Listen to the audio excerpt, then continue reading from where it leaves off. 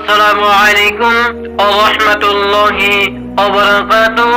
প্রিয় দর্শক, আজকে আলোচনা করব ইসলামিক কুইজ সম্পর্কে।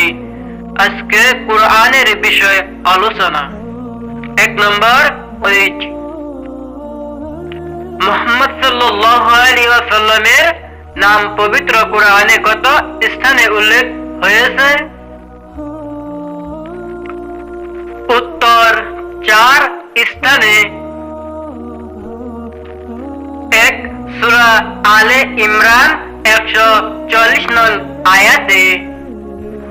2 সূরা আহজাব 40 নং আয়াতে। সূরা মুহাম্মদ 2 নং আয়াতে। সূরা ফাতহ 29 নং আয়াতে। 2 নম্বর কুইজ। পবিত্র কোরআনে সর্বপ্রথম কোন সূরা নাজিল হয়? উত্তর সূরা আলাক এর প্রথম 5টি আয়াত। বিসমি রাব্বিকাল্লাযী খালাক। এই সূরাটা সর্বপ্রথম নাজিল হয়। 3 নম্বর কুইজ।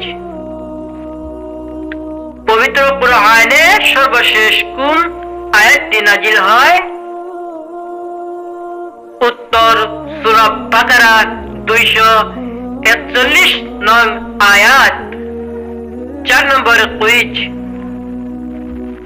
পবিত্র কোরআনে সর্বপ্রথম কোন সূরাটি পূর্ণাঙ্গ রূপে নাজিল হয়?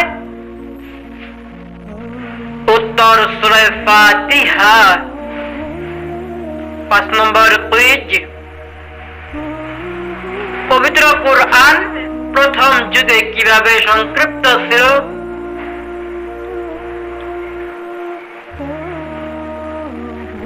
উত্তর সাহাবা ইকরামের সম্মতিতে লিখিত অবস্থায় চামড়া লিখতেন, হাড়ে লিখতেন, পাতা এবং পাথরে লিখতেন। এরকম ভাবে নাজিল হইতো।